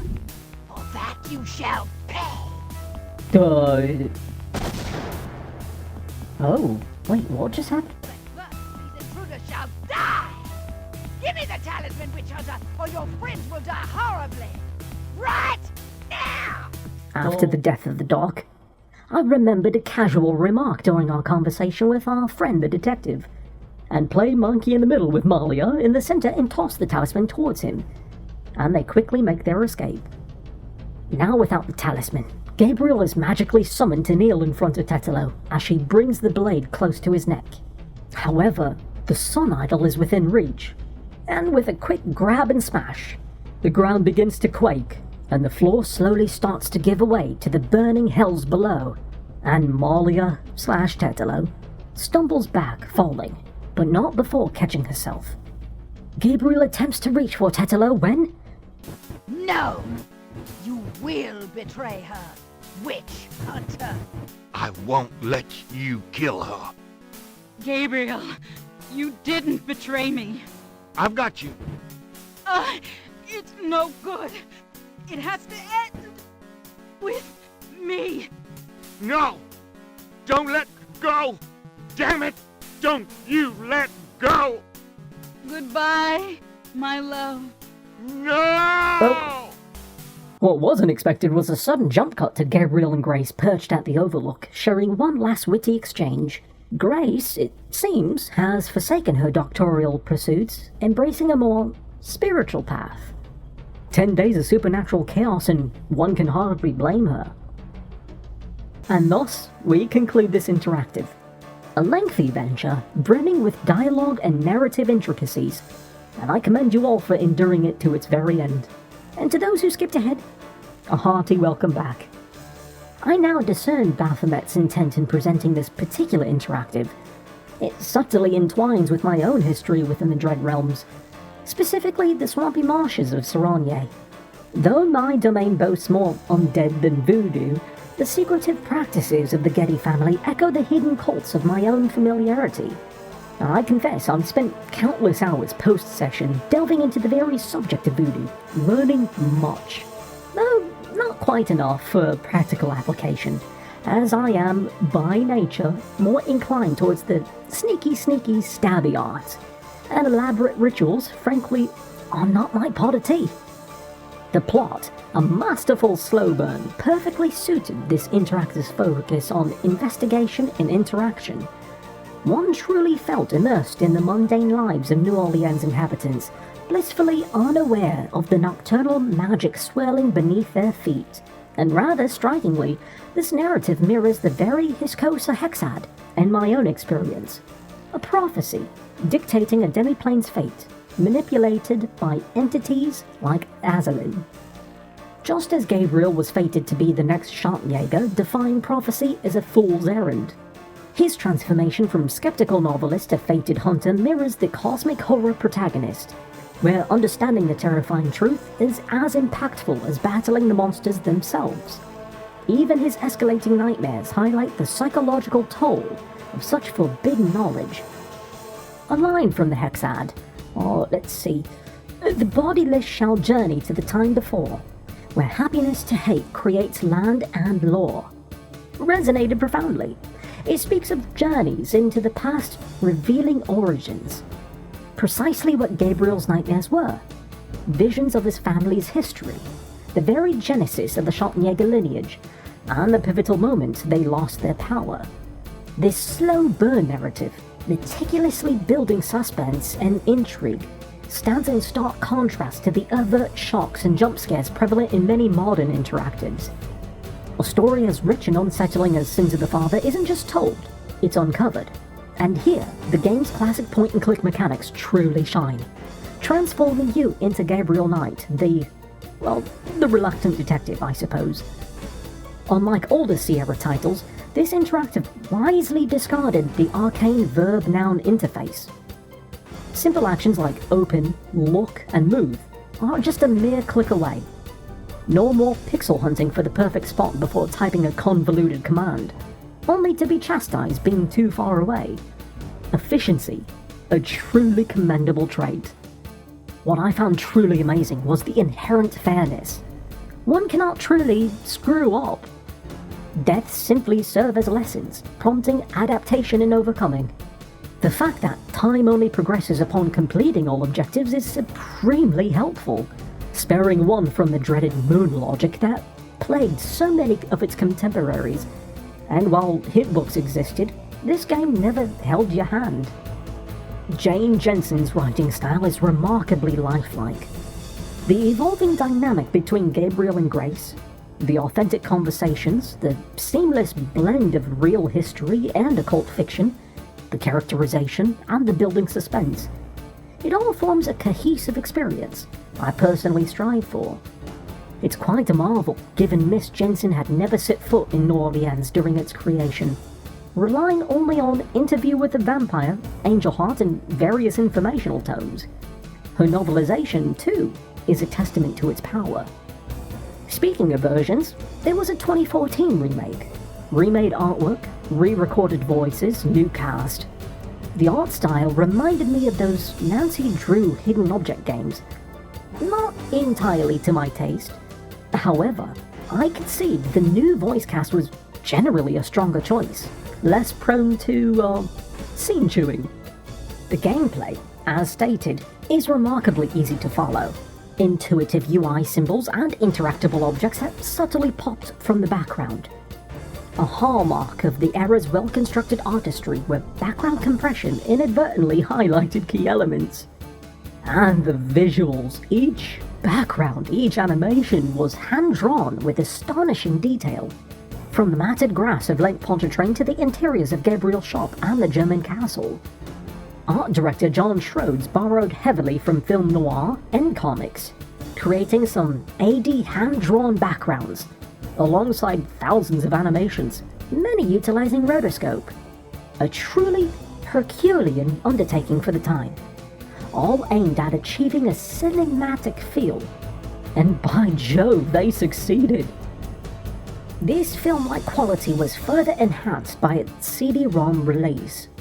Not only was the music paramount, but every line of dialogue was voiced by renowned actors of the era.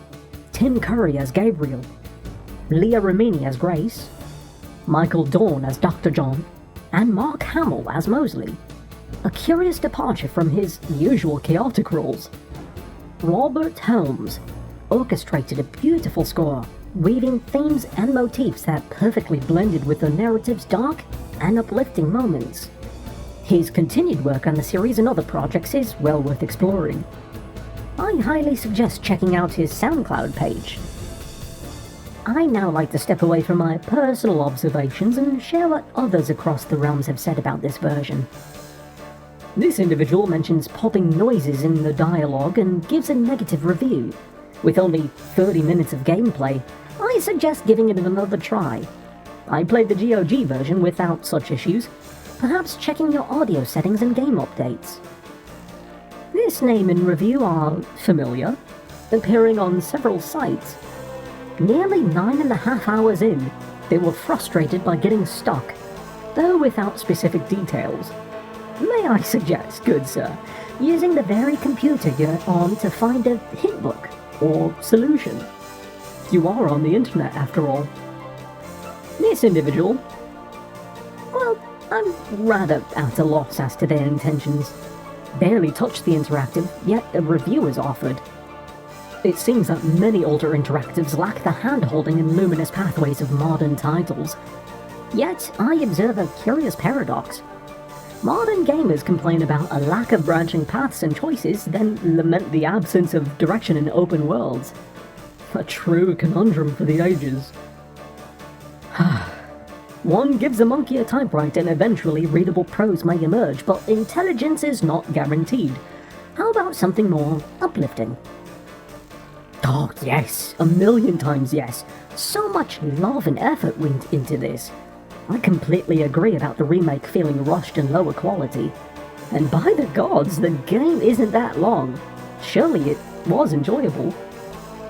Well, I suppose we have reached the end.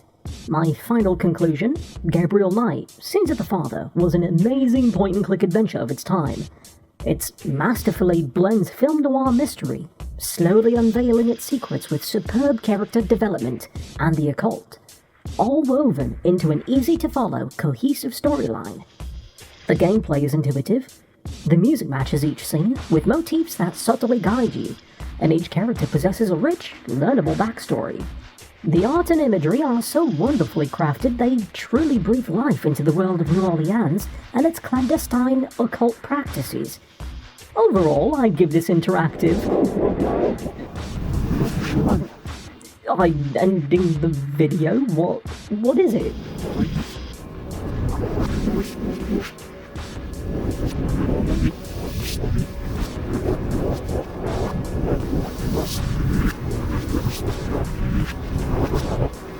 Yeah.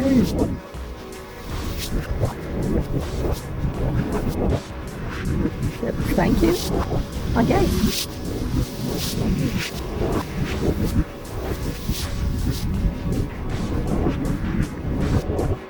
Okay, well, I guess you do have a point.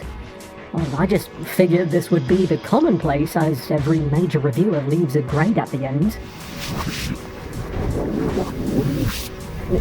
I mean, yeah, obviously, but still.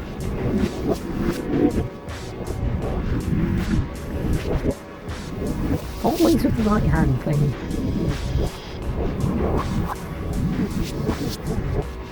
Well, I feel that you're cramping my style. I'm still trying to figure out my sea legs, so to speak.